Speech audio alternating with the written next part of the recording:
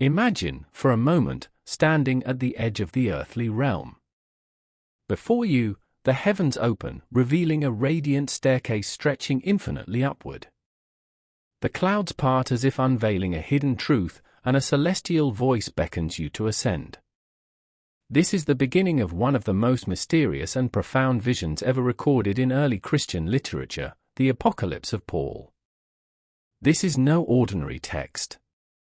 It is a journey, an odyssey through the unseen realms of heaven and hell, where the fate of souls is determined by the divine scales of justice.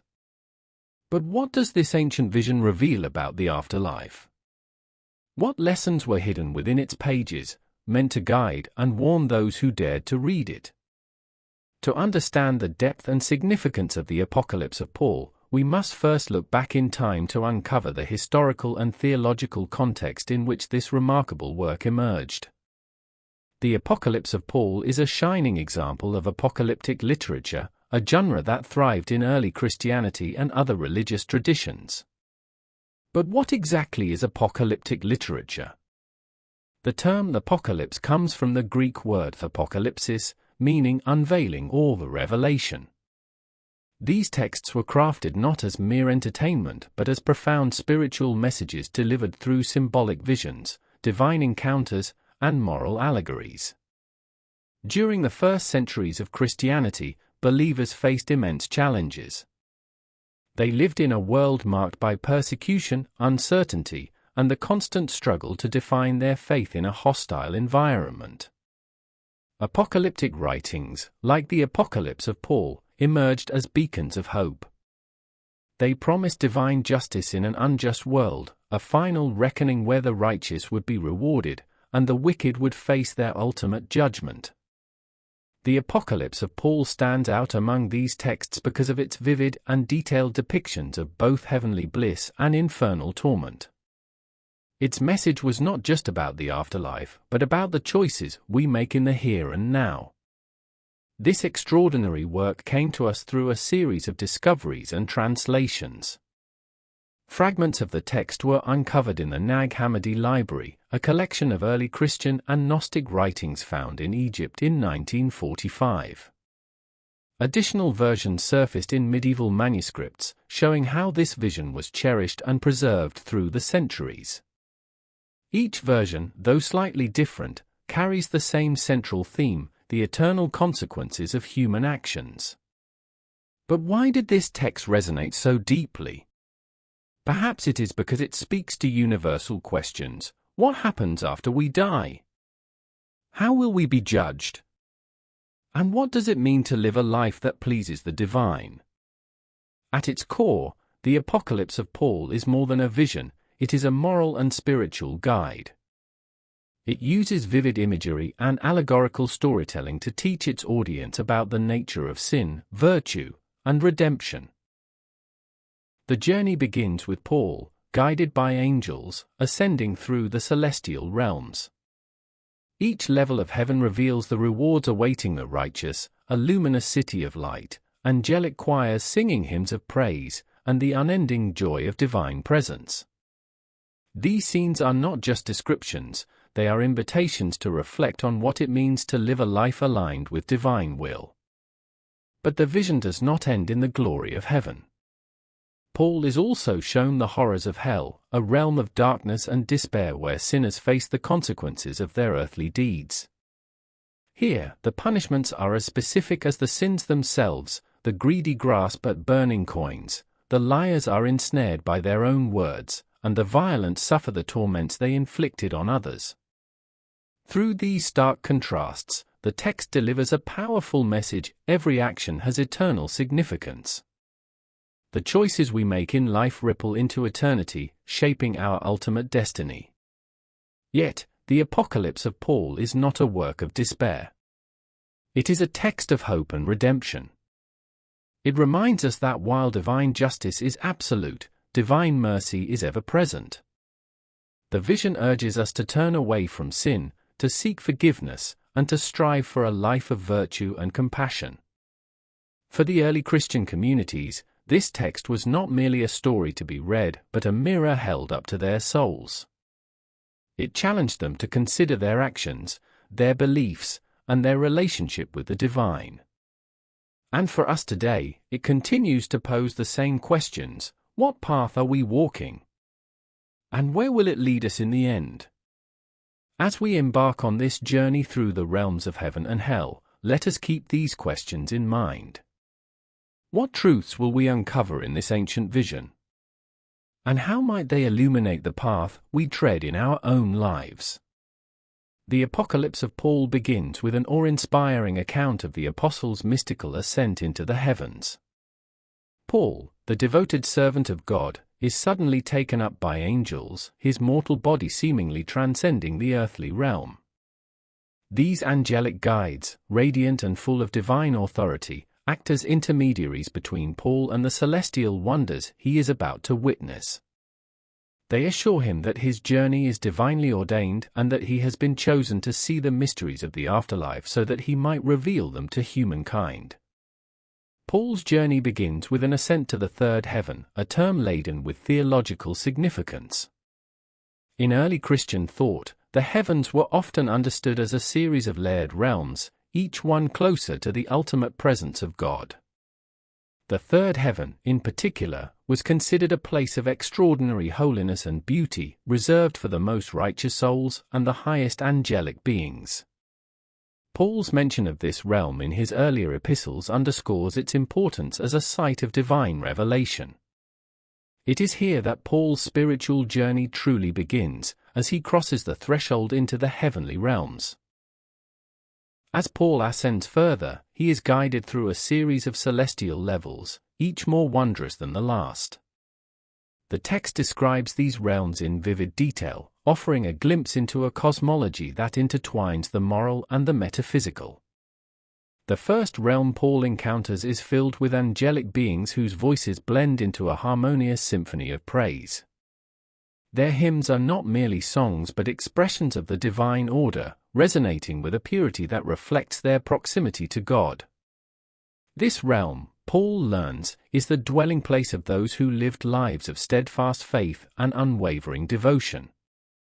Moving beyond this level, Paul is shown a realm where the righteous are adorned in garments of light. These souls, having led virtuous lives, are now rewarded with eternal joy. They engage in ceaseless worship, their faces radiant with a peace that earthly words cannot describe. Paul observes that their rewards are not material but spiritual, manifesting as an unending communion with the divine. This realm serves as a stark contrast to the trials and tribulations of earthly existence, emphasizing the eternal value of a life lived in service to God. In another realm, Paul witnesses the angelic hierarchy in its full splendor. Archangels and seraphim, their forms luminous and awe-inspiring, stand as guardians of divine mysteries. Each angelic being reflects an aspect of God's nature, their very existence a testament to his infinite wisdom and love. Paul is struck by the order and harmony that pervade this realm, a reflection of the divine will that governs all creation. As Paul ascends higher, he encounters the souls of martyrs and prophets. These individuals, having suffered for their faith, are granted a special place in the heavenly hierarchy. Their presence serves as a powerful reminder of the sacrifices required to uphold divine truth. Paul's interactions with these souls are profound, as they reveal the depth of God's justice and mercy. Each soul story is a testament to the transformative power of faith, even in the face of suffering. The Apocalypse of Paul uses these heavenly visions to convey profound moral lessons.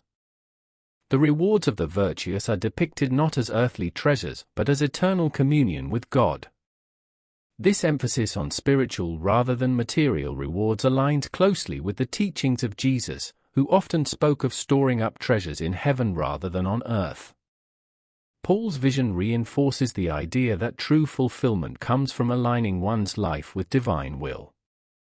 One striking aspect of the text is its portrayal of divine justice. The righteous are rewarded according to their deeds, but their rewards are not arbitrary. Instead, they reflect the nature of their earthly lives. Those who showed mercy are now embraced by God's mercy, those who practiced humility are exalted. This reciprocity underscores the importance of living a life rooted in love, compassion, and faith.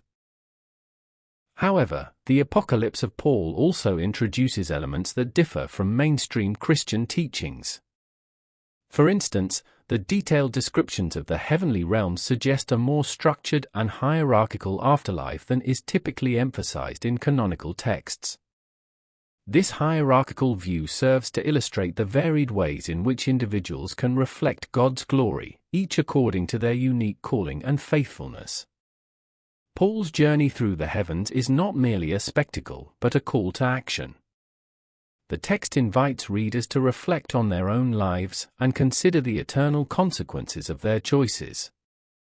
It challenges them to aspire to the virtues exemplified by the righteous souls Paul encounters.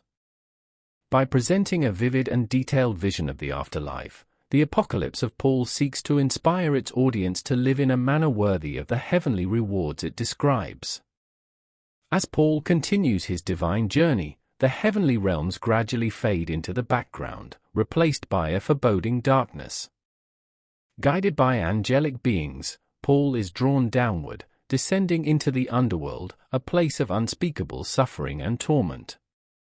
This is not merely a journey into the physical depths, but a spiritual revelation of the consequences of sin.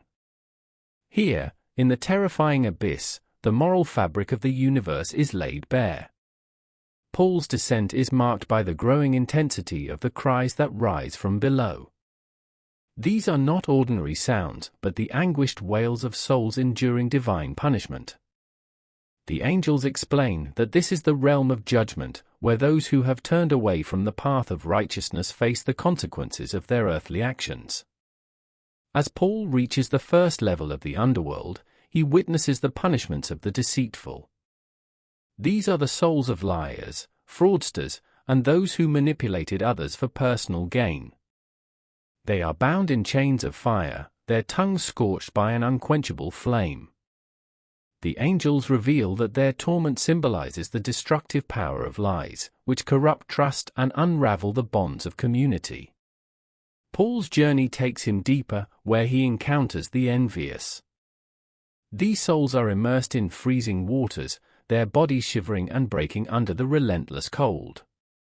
The angels explain that their punishment reflects the icy nature of envy, which hardens the heart and prevents one from rejoicing in the blessings of others. The lesson here is clear: envy isolates the soul, both in life and in death. Further below, Paul comes upon the realm of the greedy. These souls are buried under mountains of gold and silver, their cries muffled by the very wealth they once craved. They are crushed by the weight of their earthly desires, a stark reminder of how materialism blinds individuals to spiritual truths.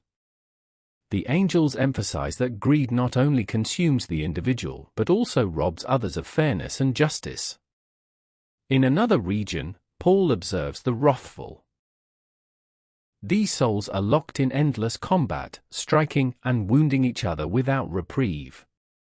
Their faces are twisted in anger, their bodies perpetually battered and bruised. The angels explain that their punishment reflects the destructive cycle of hatred and violence. Anger, they say, consumes the soul like a fire, leaving nothing but ashes. Paul is then guided to the realm of the lustful. Here, the souls are surrounded by a storm of unrelenting winds, tossed and turned without rest. The angels reveal that this punishment symbolizes the instability and chaos brought about by unchecked desires. Lust, they explain, leads to a loss of control, causing the soul to be swept away by fleeting passions. As Paul descends even further, he reaches the domain of the slothful. These souls are submerged in a dark, stagnant swamp, their bodies weighed down by a thick, clinging mire. They cry out in despair but lack the will to free themselves. The angels explain that sloth is not merely laziness, but a spiritual apathy that leads to decay and stagnation. The punishment serves as a warning against neglecting one's responsibilities to God and to others. Finally, Paul is brought to the lowest depths of the underworld, where the prideful endure their torment. These souls are made to crawl on their hands and knees, burdened by enormous weights placed upon their backs. The angels explain that their punishment mirrors the crushing nature of pride, which elevates the self above others and distances the soul from divine grace. Throughout this harrowing journey, Paul's angelic guides offer reflections on the nature of justice and mercy. They emphasize that these punishments are not acts of cruelty but expressions of divine justice, a necessary balancing of the moral order. Each soul's torment is intricately tied to the sins they committed, serving as both a consequence and a reflection of their earthly choices. Yet, even in the midst of this overwhelming despair, the angels speak of hope. They remind Paul that God's mercy is infinite and that redemption is always possible.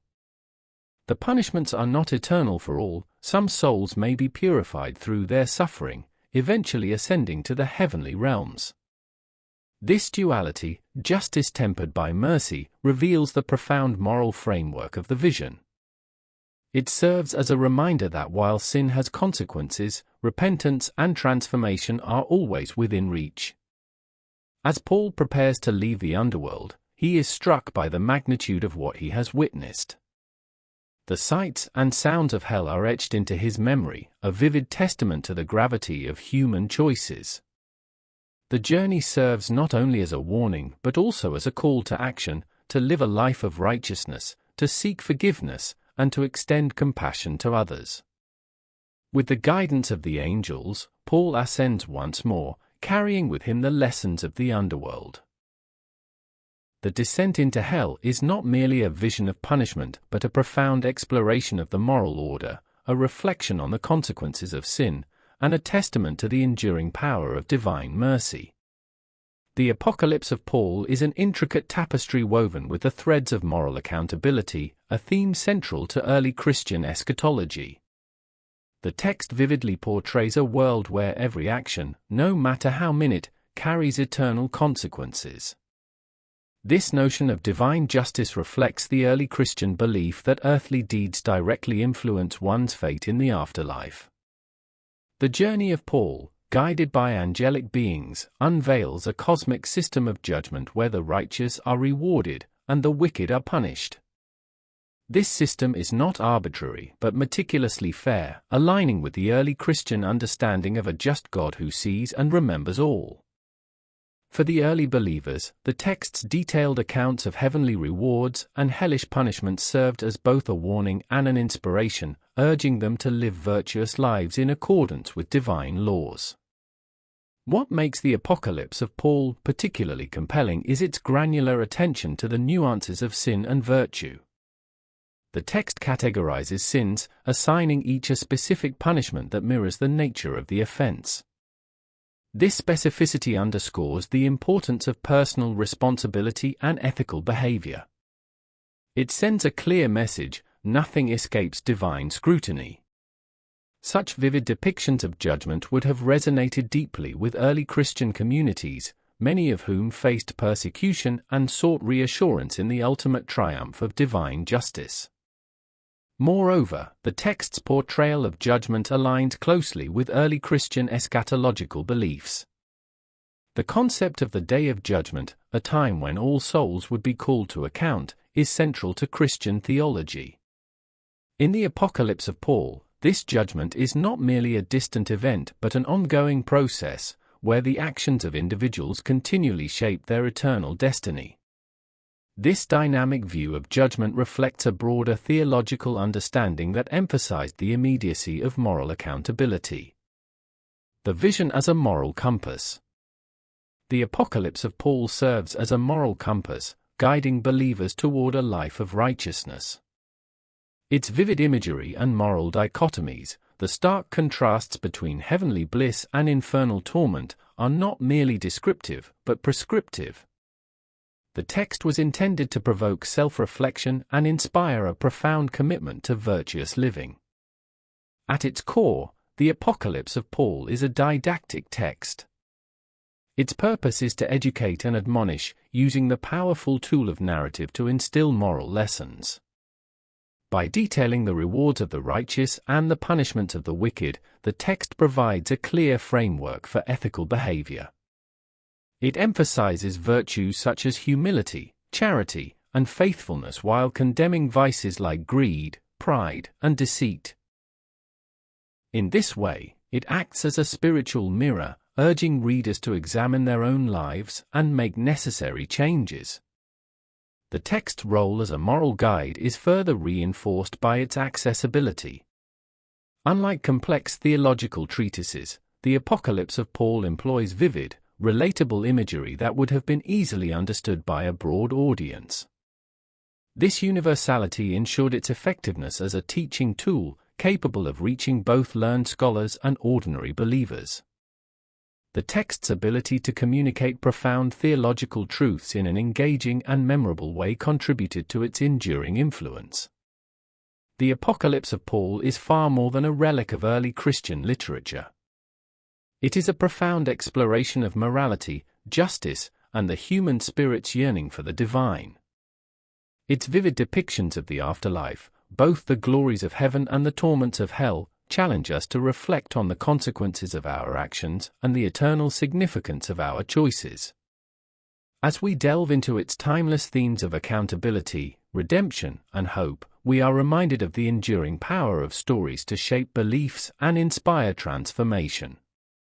Whether viewed as a theological masterpiece, a moral guide, or a literary treasure, this text continues to captivate and provoke thought across generations. If you've enjoyed this deep dive into the Apocalypse of Paul and want to explore more intriguing books and hidden gems, don't forget to subscribe to Book Therapy. Join us as we uncover the stories that shaped history and continue to resonate with humanity today.